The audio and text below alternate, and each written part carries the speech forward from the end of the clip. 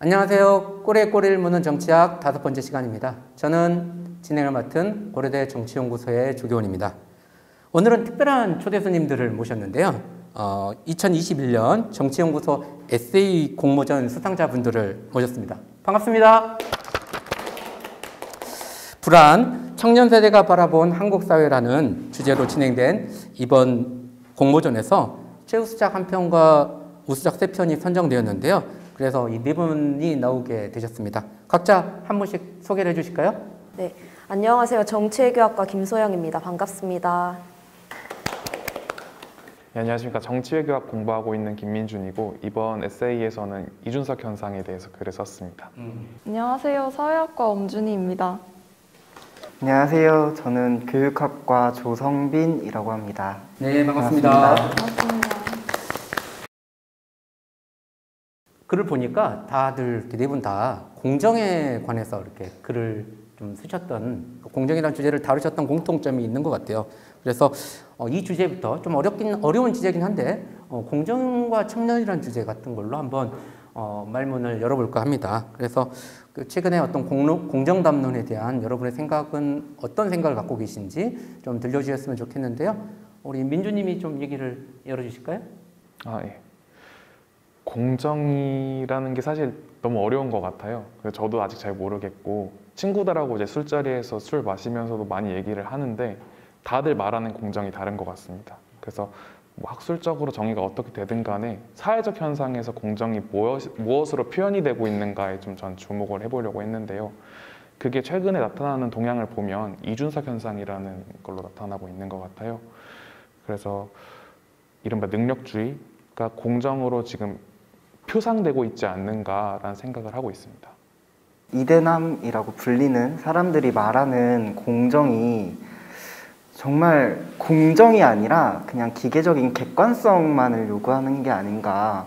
그러니까 기계적으로 딱딱 떨어지는 기준들이 있고 그게 가시적으로 보이는 것들인데 그런 것들만을 사람들이 공정이라고 말을 하고 있는 것이 아닌가, 저는 그런 생각이 좀 들긴 하더라고요.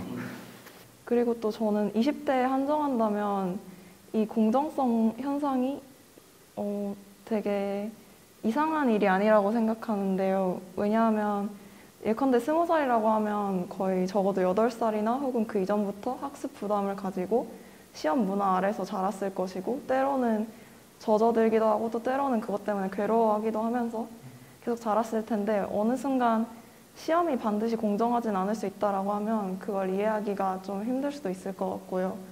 또 한편으로는 그렇게 우리 사회가 생각하는 그 현행 제도가 유일하게 정당한 방식이라고 계속 제시를 해왔는데 이제 다른 방식으로 능력과 노력을 인정할 수 있다라고 하면은 부당하다고 느껴질 수도 있을 것 같아요. 그래서 지금 청년 세대 공정 담론에서 많이 말씀해 주신 것처럼 표상화되고 있는 게 완벽한 능력주의인데 이 완벽한 능력주의라는 것이 과연 모든 청년들이 바라는 공정인가? 라는 의문을 품었었는데요. 그래서 제가 여러 가지 통계 결과나 여러 가지 생각을 한번 들어본 결과 지금의 이 능력주의를 중심으로 한 공정 담론은 경제적으로 상위 계층, 그리고 남성, 또 수도권에 거주하는 청년들, 또 대학을 진학한 청년들이 말하는 공정이다라는 생각이 들었어요. 그래서 이게 능력주의라는 것이 그 능력이라는 건 하나의 잣대로 결정이 될 수가 없는 것인데 이제 능력주의만을 표상하는 공정도 문제가 있고 또 사회경제적으로 하층에 있는 청년들, 그리고 여성, 또 수도권에 거주하지 않는 청년들, 혹은 대학에 진학하지 않은 청년들의 목소리까지도 많이 듣고 다양성을 포용하는 논의가 필요하지 않나라는 생각이 들었습니다. 그럼에도 불구하고 20대 남성들 같은 경우가 이준석이라는 이 호명되는 그런 공정 논의에 이렇게 반응했다고 볼 수 있을 것 같은데 어떤 측면에서 그 논의가 이렇게 그 반응하고 거기에 응답할 수 있었다고 그 맥락은 뭐라고 생각하세요? 저는 그게 그렇게 처음에는 공정에 대한 가치가 여성이든 남성이든 그렇게 별반 차이가 없었다고 생각을 하는데 그 어떤 거대한 역사적인 흐름에서 남성으로서의 당위성을 잃어간다는 거에 대한 문제의식을 좀 남자들이 갖지 않았나. 왜냐면은 여성 담론이 부각되면서 그게 중요한 이슈가 되고 그리고 남성들이 계속 배제되어 간다라는 인상을 받았던 것 같습니다. 근데 그게 저희가 역사 발전 경로를 보면은 타당한 거일 수 있겠지만 배제된 사람들은 배제됐다는 감정은 버릴 수 없는 거거든요. 그런 점에서 봤을 때 이준석 현상이라고 하는 게 남성들이 정말 이준석이라는 사람을 믿고 이준석이 얘기하는 능력주의에 공감했다라고 보는 게 아니라 이준석을 자신들의 어떤 메신저로서 간택하고 어떤 최선이 아니라 차악 혹은 뭐 그 차차하게 선택으로 이준석을 선택한 게 아닌가 이런 생각을 했습니다. 제 생각에 민준 씨 말씀해주신 초기에는 여성과 남성이 말하는 공정성이 상당히 유사했다는 점이 중요한 지점인 것 같은데요. 제가 해석했던 방식은 여성과 남성, 특히 중상층 이상 여성과 남성의 경우에는 능력주의에 대한 이해관계가 크게 다르지 않을 수도 있다는 생각을 하고 있어요. 그런데 다른 차이점이 뭐냐면 달라진 지점은 페미니즘 논의가 부상하면서 구조에 관한 논의들이 시작이 됐잖아요. 그런데 예컨대 여성의 비례 원리는 이제 능력이 있는데도 구조적인 차별 때문에 불이익을 받는다가 될 수 있는데 반면에 구조에 대한 이해가 살짝 다른 남성들의 경우에는 구조적인 차별이 있는 것이 아니라 능력이 없는 것이다 라고 해서 같은 원리 안에서도 서로 충돌할 수 있는 지점이 있다고 생각해요. 그래서 현실 속에서 그런 부딪힘을 많이 보고 있는 것 같습니다. 원비 씨도 그런 얘기를 쓰셨잖아요. 이분법적으로 나눠지는 지점에 있어가지고 남녀 간의 그 공정에 대한 시각이 다르다는 부분에 대해서 분석을 하셨는데. 네. 저는 사실 막 공정에 대해서 엄청 집중적으로 생각하지는 않았고 각자가 느끼는 불안의 원초적인 기제가 무엇인가 이렇게 생각을 해보긴 했는데요. 민주님께서 말씀하신 부분에 저는 동의할 수 없는 게 남성이 배제되었는가? 라는 점이에요. 남성이 배제되었다라는 느낌을 20대 남성들이 느낄 수는 있다. 저는 그렇게 생각하는데 페미니즘 담론이 이렇게 뭐랄까요 부상하고 그게 부각되면서 여성들이 인터넷 커뮤니티 활성화를 바탕으로 해서 뭐 한남이네 뭐네 이런 식으로 남성 비하적인 표현들을 많이 사용을 했잖아요. 근데 그것들은 항상 여성들에게 사용되어 왔던, 남성들에 의해서 사용되어 왔던 용어들이고 그것을 미러링이라는 방식으로 여성들이 남성들에게 어찌 보면 반격 혹은 저항을 표시했다고 생각을 하는데 이 부분에서 남성들이 여성들과 갖는 차이점이 여성들은 그걸 함과 동시에 거리로 나왔다는 점, 하지만 남성들은 나오지 않았다는 점. 그래서 남성들은 커뮤니티 상에서만 자신들의 의견을 표출할 뿐이고 그 분노를 말할 뿐이죠. 그렇기 때문에 더 남성들이 지금 피해자인 것처럼 보이는 거고 남성들이 더 힘이 없는 것처럼 보이는 게 아닌가. 근데 사실 그 권력 구조 속에서는 남성들은 이미 권력 구조 속에서 여성보다 위에 있기 때문에 집합력을 발휘할 수 없는 것이라고 생각하거든요. 근데 거리로 나오지 않으니 남성들은 그 거리로 나올 용기조차 없는 뭔가 사회적 소수자가 되어버린 듯한 인식을 주는 상황이 돼버렸다고 생각을 해서 그래서 전 남성들이 배제되었다 이거는 공감하기는 어려운 것 같습니다. 사실 해주신 말씀이 일면 타당하다고 생각을 하는데 제가 봤을 때 그러니까 정치랑 연관지어서 이걸 어떻게 바라볼 것인가가 되게 중요한 것 같아요. 근데 요즘 이제 보면은 586 세대라고 하죠. 그러니까 지금 민주당도 그렇고 정치권에 있는 어떤 핵심이 되고 있는 주도 세대, 그 세대들과 20대 여성과의 어떤 유대라고 해야 될까요? 아니면은 긴밀한 관계라고 해야 될까요? 그게 연결이 되고 있다는 생각이 듭니다. 이번에 대표적인 사례가 이번 대선을 통해서 저희가 봤던 어떤 그 민주당으로의 집결이라고 할 수 있을 것 같은데 그거를 보고 있으면 지금 현재에 있어서 남성이라는 존재가 배제되어 간다는 거는 좀 저희가 부정할 수는 없지 않을까라는 생각을 합니다. 네, 말씀해주신 내용 저도 중요하다고 생각하는데요. 왜냐하면 페미니즘 운동에서 지금까지 온정적 가부장주의, 소위 윗세대의 온정적 가부장주의를 열심히 비판해왔어요.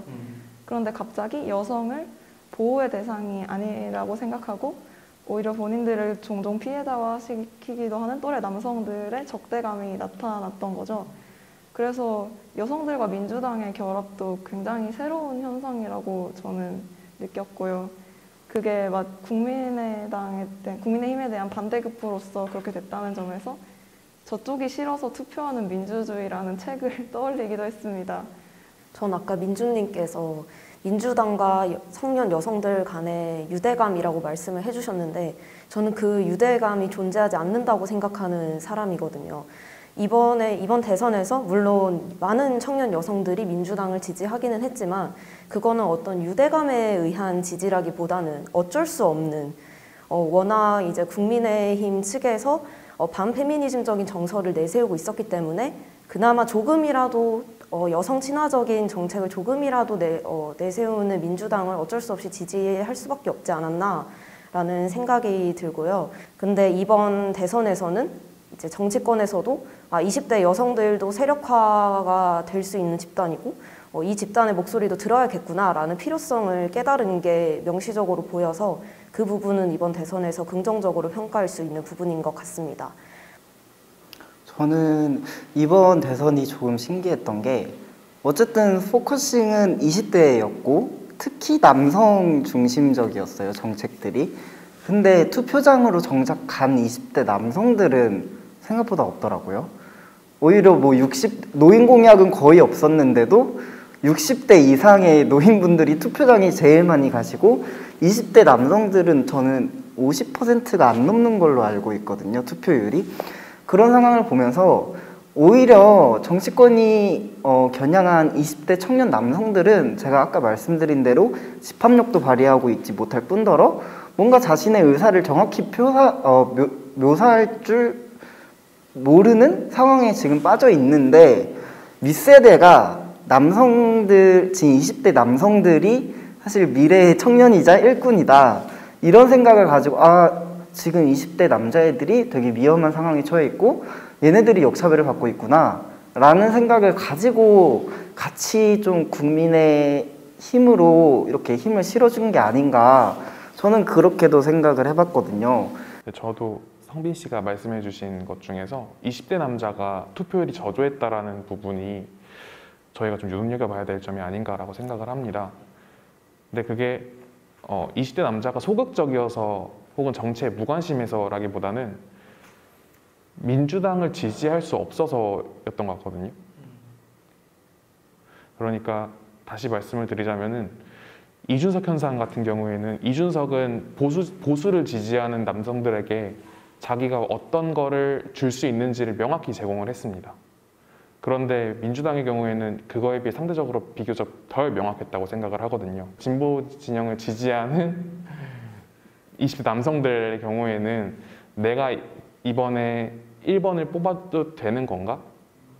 나한테 효능감이 있는가라는 고민을 한 것 같더라고요. 그런 점에서 보면은 이거는 20대 남자가 보수화됐다라고 보기보다는 20대 남자 중에 진보가 숨었다라고 보는 게 좀 더 맞지 않은가라는 생각을 했습니다. 그래도 30% 정도가 사실은 있잖아요. 지지하는 부분들이 있잖아요. 그래서 우리는 70에 주로 얘기를 하지만 사실 또 여전히 있다라는 것들.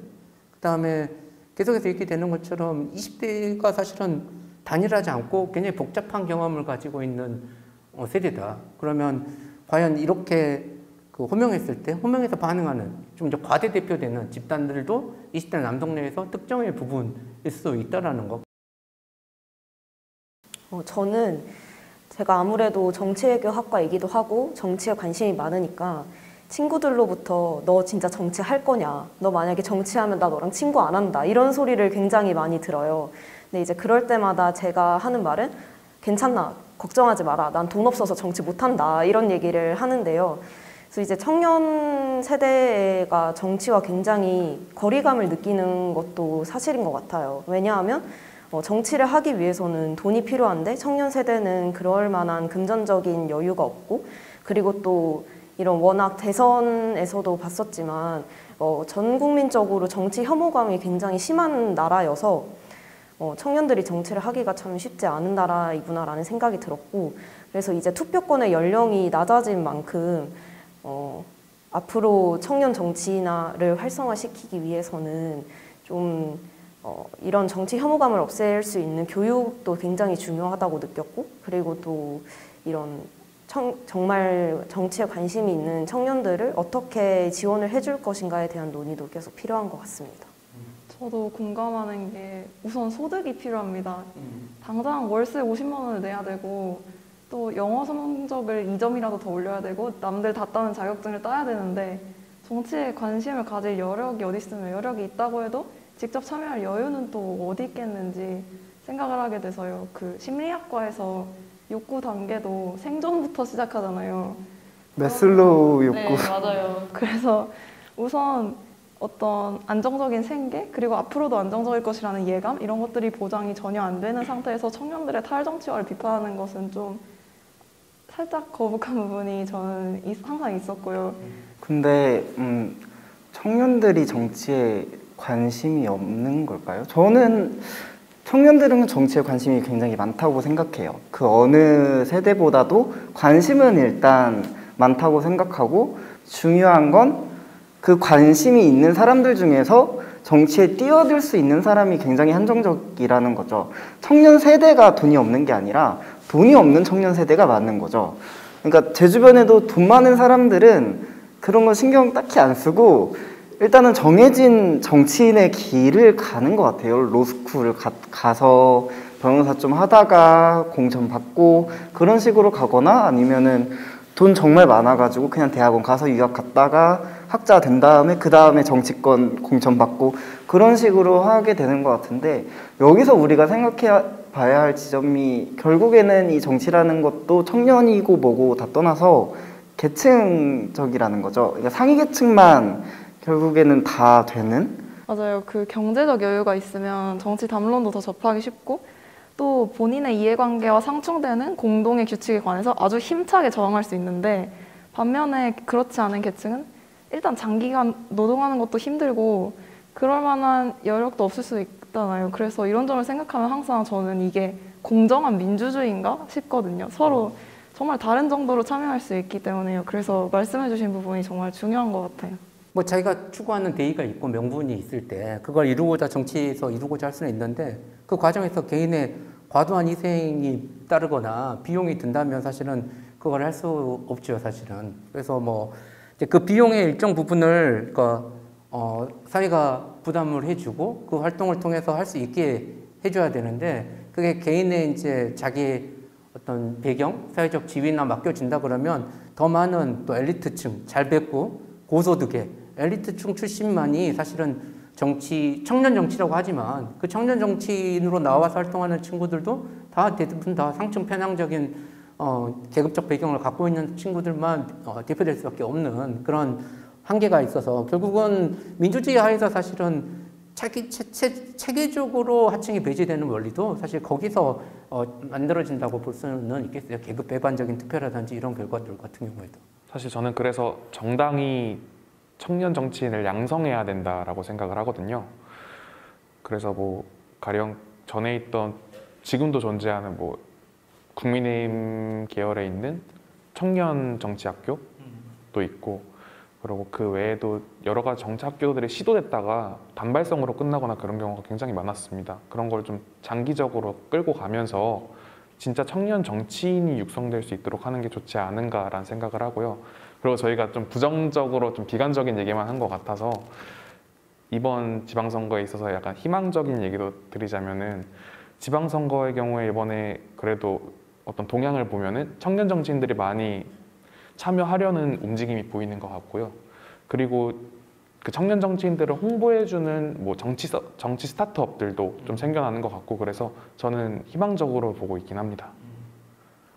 그 정치를 저는 하려고 하는 청년 친구들한테, 학생들한테도 굉장히 권장하는 편이에요. 조금 가능성 있고 하면 정치를 해라라고 하는데, 이제 우리나라라는 게 이제 정치라는 게 그냥 뭐 위에서 뭔가 유명하게지거나 이렇게 되면 정치를 하려고 하는 그렇게 이제 정치에 진입하는 경로가 만들어지는데 내가 뭘 대표하고 싶은가 도대체? 나는 대표가 돼서 무엇에 어떤 목소리를 내고 싶은 건가? 이거에 대한 어떤 뚜렷한 자기의 자각, 이게 굉장히 중요하다. 그리고 이제 당이든 뭐든 지원, 또 키우고 육성 이런 것도 중요하지만 저는 오히려 자기 목소리를 적극적으로 내려고 하는 흐름 속에서 그걸 자기들이 당이나 이런 데서 그 요구를 관철시켜 가는 내가 청년 세대에서 이런 것들을 좀 대변하고 싶다. 이런 것에 대한 목소리를 좀 자각을 갖고 있는 친구들이 뭐 민달팽이 연합도 있고 뭐 청년 유니온도 있고 이 청년 세대가 갖고 있는 어떤 문제들에 대해서 얘기하려고 하는 여러 그룹과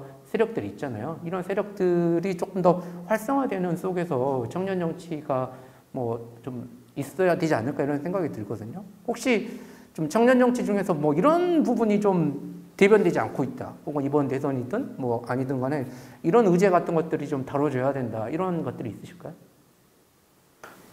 저는 정책 의제로는 지금 청년 세대가 대부분이 느끼고 있는 부분들은 다 다뤄지고 있다고 생각해요. 근데 중요한 건 해결이 안 되고 있다는 거죠. 공감을 못하고, 그리고 또 청년 세대가 어떤 걸 원하는지 사실 그렇게 적극적으로 말해주지도 않고, 청년 세대는 힘들다를 말하지 이렇게 해달라를 말하는 집단은 아닌 것 같아요, 저는. 그렇기 때문에 국회의원들이나 뭐 기초의원들이나 다 이 정책들을 만들어 나가고 법제화시키고 해결해 나가야 될 사람들은, 특히 또 그 사람들은 청년이 아니잖아요, 중요한 건. 그래서 그 사람들은 어떻게 해결해야 될지도 모르고 어떤 것부터 손대야 될지도 모르고, 심지어 중요한 건 지금 청년 세대가 느끼고 있는 불안감이라든지 위험 요소라든지 그런 것들은 다 윗세대들이 만든 거나 마찬가지잖아요. 그렇기 때문에 자기들은 뭐가 문제인지 자각하지도 못하고 있는 상황인 거죠. 그래서 의제로는 굉장히 자주자주 다뤄지고 있고 많이 얘기가 나오고 있으나 해결이 안 되고 있는 구조 속에서 계속 그냥 문제로만 제시되고 있는 그런 구조인 것 같고, 저는 이번 뭐 대선 다시 한번 얘기하면 좀 웃겼던 게, 공약들이 지난 대선과 어떤 게 달라졌는가? 전 달라진 게 없다고 생각해요. 그만큼 사회가 바뀌고 있지 않다라는 것처럼 저는 느껴지더라고요.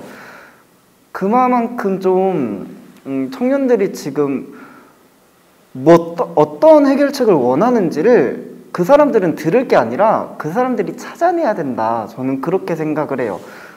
약간 마케팅에서도 그렇게 전략을 짜는 분들이 계시더라고요.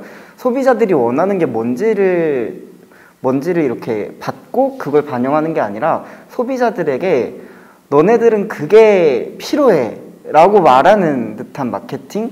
그런 스트래터지가 좀 정치에도 반영되어야 하지 않을까 생각해요. 사회 문제에 관해서 접근할 때 항상 섬세하고 꼼꼼하게 하라고 하시잖아요.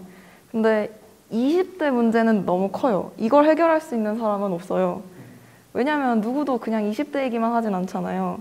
그 안에서도 여성인가 남성인가 다른 성별인가에 따라서 결이 다르고, 예컨대 같은 남성이라고 해도 중산층 이상이라면 40, 50대 남성의 경제 문제와 이제 막 노동시장에 진입해가는 20대 남성의 경제 문제는 정말 다를 거란 말이에요. 그런데 그런 차이들을 고려하지 않고 무조건 20대는 어떻다, 20대는 어떻다 했을 때 정말 효과적인 대안이 나올 수 있는지 좀 의문이 있고요. 저도 정말 크게 공감하는데, 아까 주셨던 질문이 결국에는 청년의 무엇이 문제인가를 질문하셨던 것 같아요. 그런데 그 무엇이라는 게 과연 청년이라는 카테고리로 묶을 수 있는 건가라는 생각이 들거든요. 그 원룸 문제도 사실은 청년뿐만이 아니라 뭐 독거노인도 똑같은 원룸 문제를 겪고 있고, 그러고 뿐만 아니라 뭐 미혼녀도 마찬가지고 다양한 사람들이 있거든요. 청년 문제라고 저희가 정의를 내리려고 하지만 사실 보면은 청년 문제가 아니라 그런 무주택자의 문제, 그리고 어디서는 비정규직자의 문제, 그런 다양한 사회 문제로 지금 이미 다뤄지고 있습니다. 그래서 오히려 청년 정치를 어떤 정책으로 하겠다라고 하는 건 청년으로 그룹화해놓고 정치를 하는 게 아니라 각 정책에서 그 속의 성과들을 달성하는 게, 그게 청년을 위한 정치가 아닌가라고 생각합니다.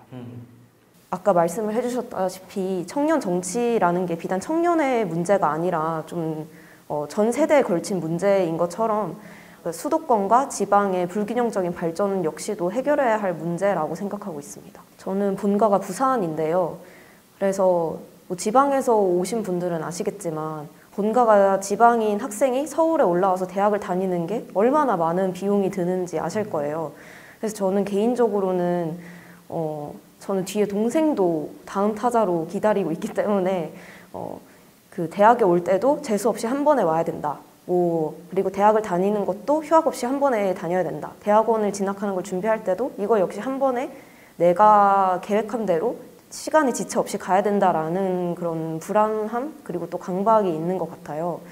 그래서 왜 내가 이런 부담을 갖고 살아가지? 라고 생각을 해보았을 때 서울로 올라가기 위해서 아등바등한 게 일종의 원인인 것 같습니다. 그래서 나는 왜 부산에 집이 있음에도 불구하고 평생을 많은 돈을 투자하면서 서울에서 올라와서 살아야 하고 이 서울에서 벗어날까 봐 불안해해야 하는가 라는 질문을 좀 던지고 싶고 그러니까 청년 문제가 사실 뭐 주거 문제일 수도 있고 그다음에 일자리 문제일 수도 있고 여러 가지로 이렇게 다시 구분해 볼 수 있는 주제들을 담고 있는 얘기죠. 그래서 예를 들면 뭐 연공서열제라든지 지금 이제 청년들이 취직해가지고 가서도 제가 이제 회사에 다니는 친구들하고 얘기해 보면 젊은 세대들이 그 과거 세대에 대한 불만이 굉장히 높다라고 하면 회사에 들어가 보면 별로 일을 하지 않는데 월급은 높게 받는 사람들이 존재하고 그렇지 않는 이제 신입사원들이 존재할 때 그 둘 사이에서 왜 그들이 더 이렇게 많은 돈을 가져가야 되느냐 월급을 가져가야 되느냐에 대한 불만 같은 것들이 굉장히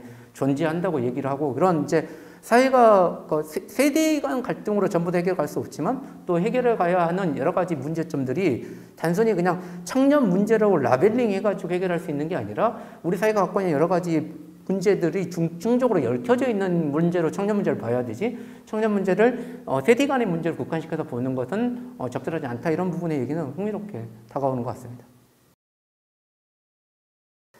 모두들 사회과학을 전공하고 계세요? 요즘 문송 시대라고 하는데 문송 시대에 사회과학을 공부하고 또 현실 문제에 대해서 책을 읽고 글을 쓴다라는 게 어떤 의미가 있다고 생각하시는지 다들 또 에세이 공모전에 지원도 하셨으니까 뭐 그런 공부를 하고 있는 의미가 나에게 어떤 의미가 있는지 이런 부분이 좀 궁금합니다. 일단 저는 문송합니다. 그런 표현들 아니면 문사철 이렇게 묶어서 비하 많이 하잖아요. 그게 잘 이해가 안 되는 게, 일단 저는 제가 수학과학을 못하거나 어려워해서 문과를 와서 이렇게 진학을 한 게 아니라 제가 하고 싶은 직업군들이 여기에 몰려 있었기 때문에 여기에 왔던 거였거든요. 그래서 사실 저는 그 부분은 사실 공감은 잘 못하겠어요. 임금이 적다는 거는 뭐 사실이니까 그럴만한데 적어도 지금 같은 사회 조금 저는 인류애가 많이 팍팍해지고 있다 그런 생각이 들어요. 사람들의 여유도 많이 사라지고 있고 그런 걸 보면서 적어도 이 글 쓰는 활동이라거나 아니면은 내가 생각하는 것들, 인문학적으로 고민할 수 있는 것들, 사회과학적으로 토론할 수 있는 것들 그런 것들을 사람들과 나누는 게 우리가 살 수 있는 또 하나의 방법이 되지 않을까. 활력소가 아니라 살아남기 위한 조건으로서 저는 이게 필요하다고 생각을 하는 입장이고요. 저 문송합니다는 아직까지 잘 공감은 안 돼요. 저도 전적으로 동의를 하고요. 저는 대학에 와서 사회과학을 배우면서 딱 들었던 생각이 이걸 내가 왜 지금에 와서야 배우게 되었지? 라는 생각이었어요. 사실 고등학교 때도 충분히 배우려면 배울 수 있는 내용이었고 그리고 사회과학이라는 학문이 단순히 개인을 보는 것이 아니라 개인도 보지만 이 사회 구조가 어떻게 작동하는지에 대해서 좀 폭넓게 알 수 있는 학문이다 보니까 단순히 대학에서 사회과학을 공부하는 친구들뿐만 아니라 이 세상에 있는 모든 사람들이 한 번씩은 좀 접해봤으면 좋겠다라는 생각이 들었었고요. 일단 저도 개인적으로는 뭐 배우고 때로 익히기에 굉장히 즐겁고요. 왜 그러냐면 지금 여기 산다는 것에 대한 역사적이고 사회적인 의미를 알려주잖아요. 사회학과에서 항상 강조하는 질문이 그 개인적 고통이 과연 개인적일까?입니다. 그 역사적인 흐름이랑 제도적인 모순을 보다 보면 현상 이면의 것들이 보이잖아요. 그러면 이제 혼자만의 문제가 아니었구나 하고 공동 대응을 해나갈 수 있는 힘이 생기는 것 같습니다.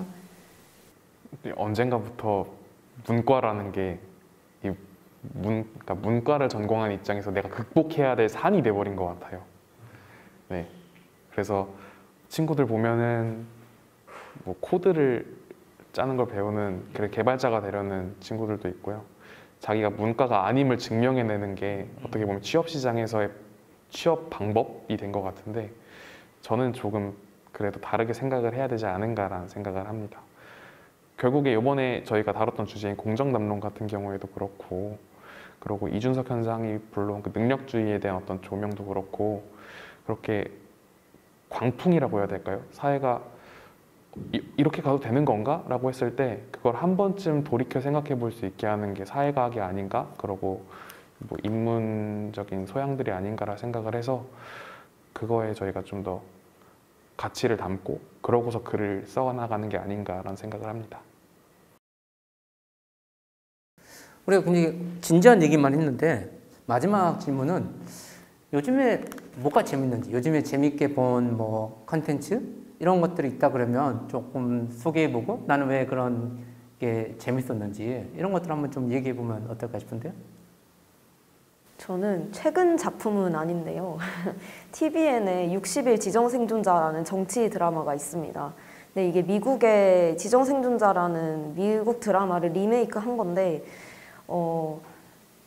일단 한국의 정치 현실을 굉장히 잘 반영을 해 놓았어요. 이게 스토리라인 자체가 국회의사당에 테러가 발생해서 대통령, 국무총리, 각부 장관들이 한날 한시에 다 사망하고 정치에 관심이 없었던 환경부 장관이 대통령 대행직을 맡게 되는 이야기인데 이제 그런 스토리가 풀어져 나가는 과정에서 뭐 여당과 야당의 협력과 혹은 갈등에 대한 이야기도 굉장히 구체적으로 들어가 있고 그리고 또 마지막에는 차별금지법에 대한 내용까지 다루면서 한국 정치의 상황은 그대로 반영을 하되 그러니까 우리나라의 정치 현실의 이상적인 모습, 이상적인 갈등 해결 방법을 보는 듯해서 굉장히 재밌었고 그래서 정치에 관심이 있으신 분들은 한 번쯤 보기를 꼭 추천드립니다. 저는 제가 좋아하는 드라마가 2개 있는데요.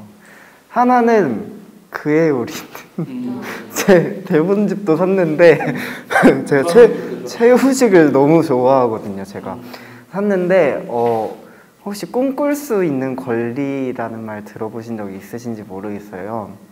제가 만든 말이라서 아마 못 들어보셨을 것 같은데 거기에 나오는 등장인물 중에 국연수라는 인물이 있어요. 근데 그 학생 같은 경우는 계속 공부를 합니다. 왜냐면 집에 돈이 너무 없거든요. 성공을 해야 되고 자기가 집을 책임져야 되는 상황이에요. 그 드라마에서 연수는 꿈꿀 권리를 박탈당한 사람이었다. 저는 그렇게 생각하고 제 개인적으로도 제 주변에 있던 중고등학교 때 친구들은 꿈꿀 권리를 다 박탈당했던 친구들이 많았던 것 같아요. 어떤 직업이 매력적인지, 그러니까 어떤 직업이 있는지조차 알지 못하고 내가 어떤 일을 할 수 있는지, 어떤 일이 필요한지 이런 것들에 대해서 고민조차 해볼 수 없는 환경에 놓여있는 사람들이 너무 많다. 저는 그렇게 생각하고요. 또 하나는 마녀의 재판이라고 성폭력 재판 관련해서 많이 이렇게 다루는 드라마인데 사실 저는 그 부분보다는 그 남성들이 받고 있는 가해자로서의 시선? 그런 것들에 좀 집중해서 저는 많이 봤던 것 같아요. 성폭력 가해자의 다수가 남성이라고 해서 남성 다수가 가해자인 건 아니니까요.